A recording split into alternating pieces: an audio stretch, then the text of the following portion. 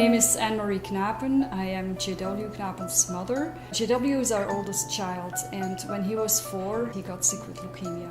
It made him different. It made him much more caring, much more aware of what it means to be sick, of what it means if people help you. He learned at a very young age how good it feels to give back. In 2002, the day after Thanksgiving, he got seizures, and it turned out he had brain tumors. We knew pretty much from the get-go this was not gonna end well. JW being JW, he became friends with his oncologist here. He starts talking about that giving back thing, and he wanted to do something. And that's how they came up with the idea of building a house. JW House is a place where people who have a family member in the hospital can stay. One, you can stay overnight, so people who don't have a place to stay and who come from far away. Or for people like in my situation who don't need a bed but who need a break once in a while, we have also a day use program. People can come here, take a shower, we have a kitchen, people can come for a meal. We have a beautiful garden, and we have a kids' room. It's really nice to see how many different families we've helped. It always gives me that warm feeling to my heart to see how they talk to each other, they know each other's stories, and I think that's really what JW had in mind, to bring these people. It's one big family, and they feel at home, and that's what it's all about. We want to be a home away from home.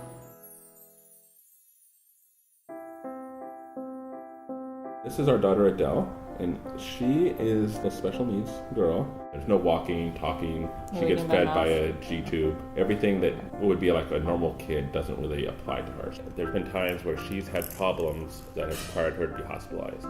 We live in Florida, and our dad was here on a business trip, and he had a heart attack while he was here. The hotel he was at called the ambulance, and then inside the ambulance he had the heart attack. His heart wasn't beating for 12 minutes, and then he came back.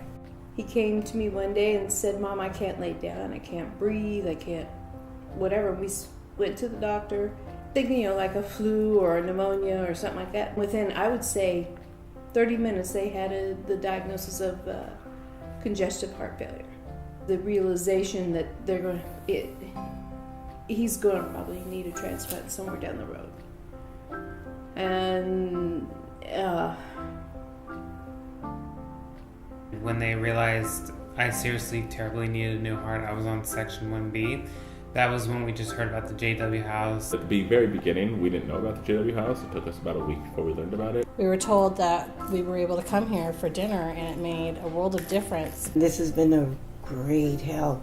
I'm able to be here with them in this house, and my daughter can stay with her husband, and we can take turns going over there. when you walk through the doors, it's like when you visit somebody and you're hesitant about what you can do, or hesitant what you can, should I do this, or can I do this, or whatever. They try to make it to where when you walk through the doors, if you want to go in and cook something in the kitchen, go cook it. You want to kick off your shoes and hang in your jammies, hang in your jammies. A place where we can do our homework during school because we're homeschooled, where we can eat food. Like, we don't have to go to the store and buy anything. To have a place where you can come sit down, put the kids at the table, and give them a home-cooked meal and not have to worry about grocery shopping for those days that you're in the hospital. Have a place to be as a family was so needed. The camaraderie that's built between the families is, oh my gosh, phenomenal.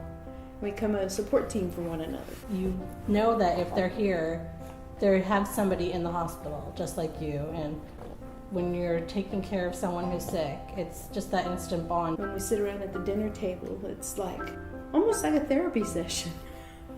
And it just, to hear other stories and to meet other people, you don't feel like you're paddling that canoe by yourself.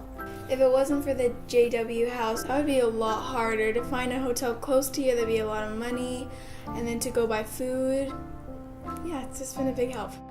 I think our lives would have been much more difficult for us if we did not have this. We know what the new routine is going to be when she gets hospitalized. We're all going to meet together at the JW House. We're going to have our new schedule until she gets better. it kind of gives a better foundation to stand on and not feel like you're out that little boat out there about to sink. This is the most perfect refuge I think anybody could ask for.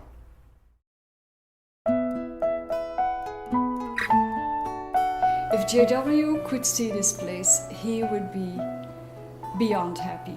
The idea that people who have something in common, that they have a place to get together. The hardest thing when we went through it, I always had to accept and take from other people. And it's hard because you want to give back.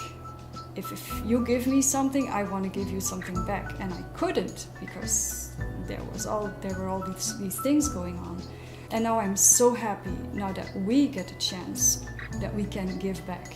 And that's what I think what so many people who are in the house now, well, when I talk to them and they feel like, you are giving us too much. I always tell them, well, that's what happened to us. People were giving us too much. However, that's not true. They're giving you what you need and you have to take it, and that's fine because people like to give. But your time will come and you have a chance to give, and then, that's how it keeps going. And that really makes me happy that I can do that now and give back when it's time.